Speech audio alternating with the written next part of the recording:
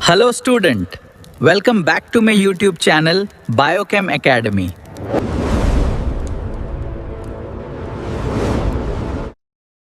चलिए, तो पहले दिया गया है ए और सी को, लिखिए ए और सी उसमें इसमें कि प्रारंभिक विभाजन हेडिंग डाल के प्रारंभिक विभाजन जो इसमें होता है वो दिखाया जा रहा है ए से सी तक, ए से सी। ठीक, इसमें होता क्या है, जैसे आपका ए बी और सी दिया गया है, इसके बाद फिर अभी आपने डी और ई बनाया है, फिर ई और एफ और जी। तो हम लोग तीन तीन को पार्ट में, दो दो को पार्ट में किस तरीके से क्या प्रक्रिया हो रही है इसका समझेंगे बस। ठीक, तो इसमें लिखिए क्या होता है। चलिए अब इसको नोट कर लिए तब ये समझ में आएगा। आप अब समझ में आया क्या कह रहे थे, समझ में आया। अब जैसे ए और सी लिखाए हैं, इसी तरीके से भी हम लोग सी, हम चित्र बना दें, हम लोग ना बनाइएगा। ठीक,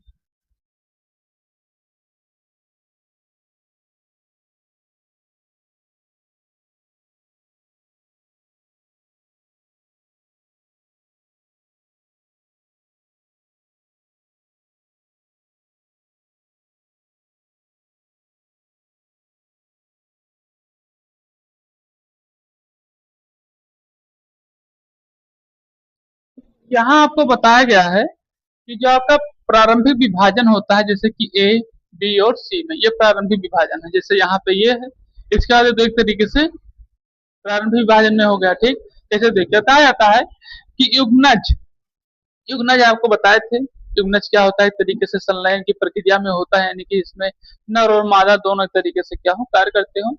तो युग्मनज विभाजित होकर एक आधार कोशिका और एक अंतिम कोशिका बनाता है। ठीक है, जब ये विभाजित होते हैं, जैसे इसमें और इसमें विभाजित हो जाएंगे, तो एक आधार कोशिका बनेगी और एक कौन सी कोशिका बनेगी, अंतिम कोशिका बनेगी। ठीक है, बनाता है। अंतिम कोशिका को प्रोभ्रूण, ठीक है, अंतिम कोशिका को क्या कहते हैं, प्रोभ्रूण कहते हैं, ये बताया जा रहा है। ठीक है, में विकसित होती है, जबकि आधार कोशिका निलंबक बनाती है। जो ये आधार कोशिका होती है, एक तरीके से क्या करती है, निलंबक बनाती है। यही प्रक्रिया इसमें भी होती है। इस प्रक्रिया में भी एक तरीके से प्रोभ्रूण का निर्माण होता है और निलंबक का निर्माण होता है। तो ये है आपका ए बी और सी के बारे में जानकारी। ठीक, अब इसी तरीके से हम लोग आगे फिर डी ई और एफ के बारे में जानेंगे। ठीक है, चलिए फिर बढ़ते हैं आगे की तरफ। आधार निर्माण डी से ई, चलिए नोट कर लीजिए इसको।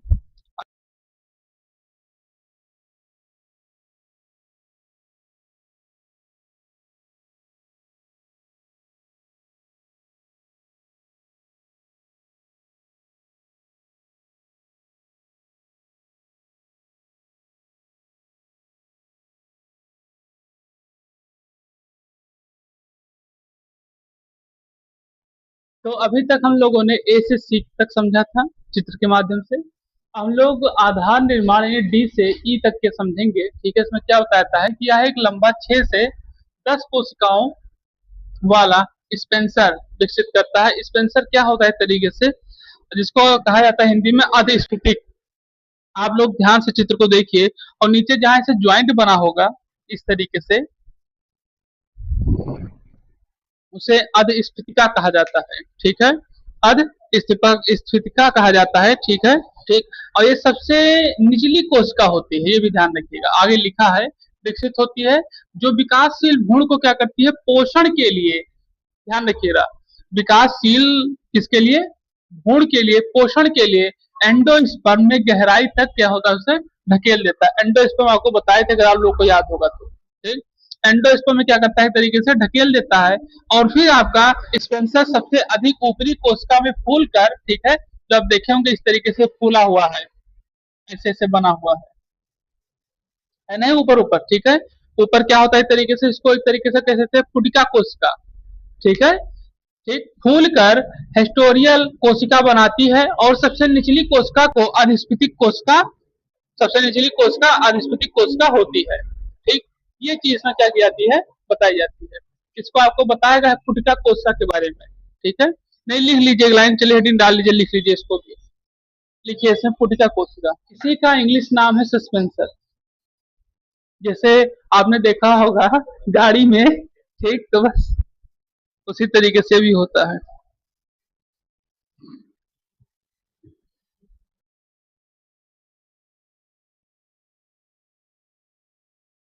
पुटिका कोशिका, ये बताया जाता है इसके बारे में। नोट कर लीजिए इसको तो हम समझें।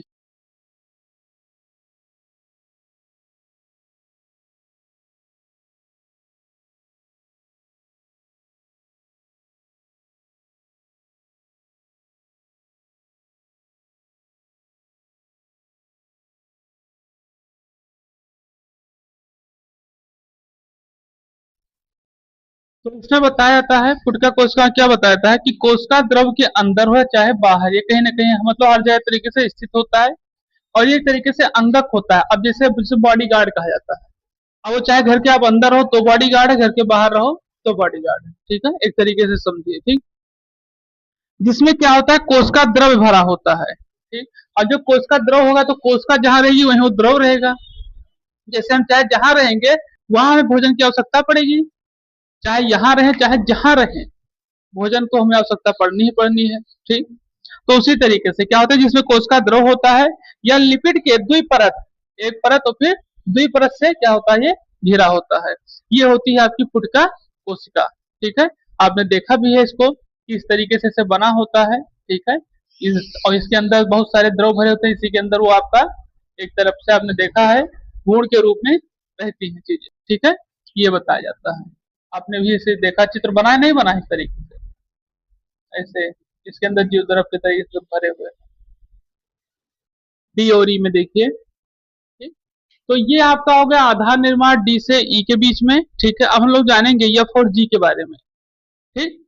चलिए देखते हैं आगे, फिर इसमें कुछ पूछना हो तो बताइए, और इसको पढ़कर भी समझ सकते हैं, यहां तक हमें लगता है। एफ और जी लिखाना, लिखिए गोलाकार, चलिए इसको नोट कर लीजिए। तो यहाँ सबसे पहले आपको बताता है गोलाकार और हृदयाकार की अवस्था में, इसको समझेंगे। भ्रूण जो है एक तरीके से आपने देखा कि एक तरीके से जो हम लोगों ने डी और ई को देखा है, ओ एफ और जी को देखा, तो हमने देखा है जो आपका भ्रूण है एक तरीके से नीचे आधार की तरफ गोल आकृति में ऐसे बना हुआ है, ठीक।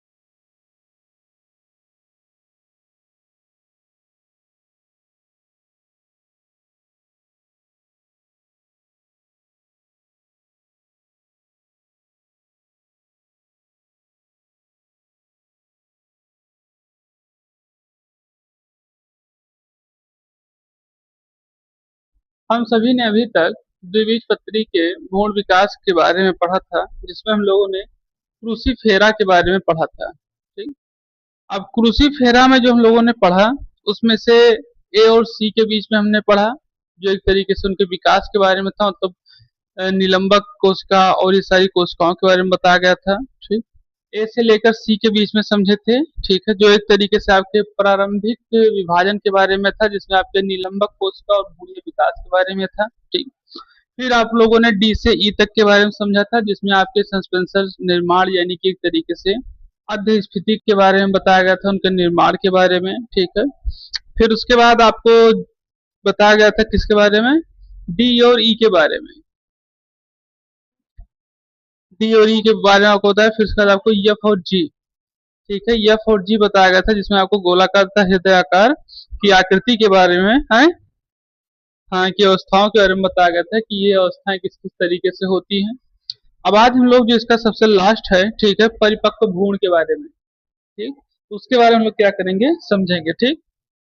चलिए देखते हैं।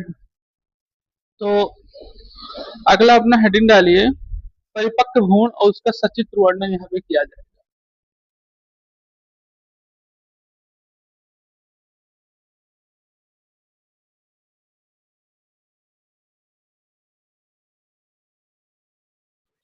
चलिए आप लोग ही बना लीजिए इसको।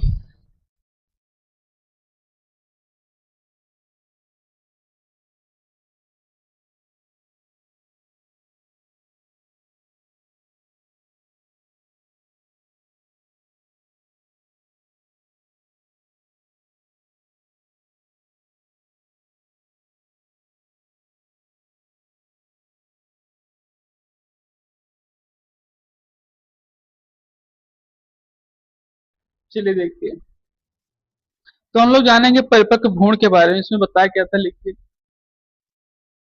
चलिए नोट कर लीजिए इसको, फिर हम लोग इसको समझने की व्यवस्था करेंगे।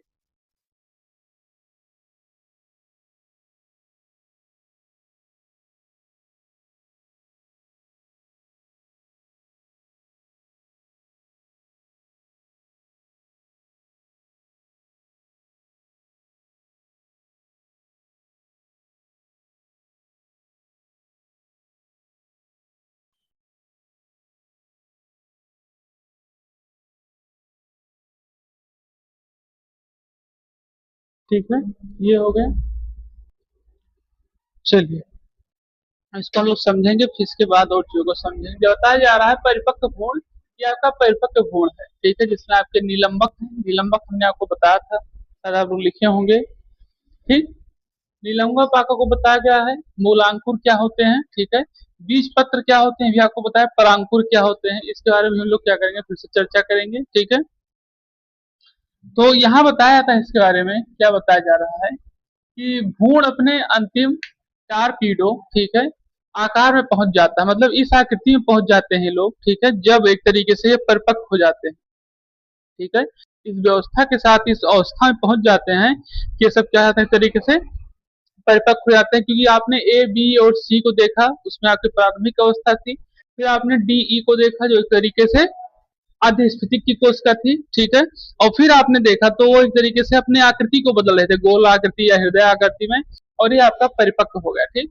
तो बताया था कि इस प्रक्रिया के माध्यम से ये चीजें बताई जाती हैं, जिसमें मूलांकुर स्पष्ट रूप से हमें क्या होते हैं, दिखाई देते हैं। ये मूलांकुर देखिए हमें स्पष्ट रूप से क्या होते हैं, दिखाई देने लगते हैं। जो जड़ बन जाता है, बाद में क्या होते हैं, यही जड़ बन जाते हैं, ठीक है। और परांकुर से तना बन जाता है, और जो इनका परांकुर होता है, ये परांकुर होता है, ये तना बन जाता है, ठीक है। और जो ये मूलांकुर होते हैं, क्या हो जाते हैं, एक तरीके से जड़ बन जाते हैं, ठीक है। अब इसमें ये चीजें होती, अब इनके अंदर आपको पहले भी इसके बारे में समझे हैं शायद। इसके बाद जो व्यवस्था होती है, ठीक है, आपको कल निलंबक के बारे में बताया भी गया था कि निलंबक क्या कार्य करते हैं, एक तरीके से भोजन का, भ्रूण को एक तरीके से पोषण के लिए और भोजन बीजांड का ऐसे लेने का कार्य करते हैं। सब चीज आपको बताया गया था कल, ठीक। तो ये चीजें हो गई। अब इसमें इसके बाद में कुछ और चीजें क्या क्या होती हैं, ठीक है, उसका हम क्या करेंगे, अब समझेंगे। हाँ, तो चलिए पहले इसको लिख लें, एक दो लाइन और बची हुई, फिर इसके बाद आगे बढ़े।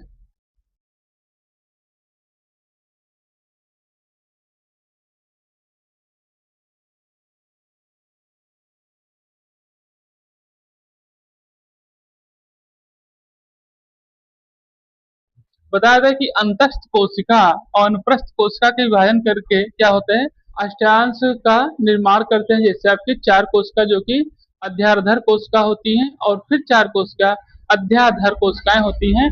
यानी एक तरीके से 8 कोशिकाओं का क्या करती हैं, निर्माण करती हैं, ठीक है, ये ध्यान रखिएगा।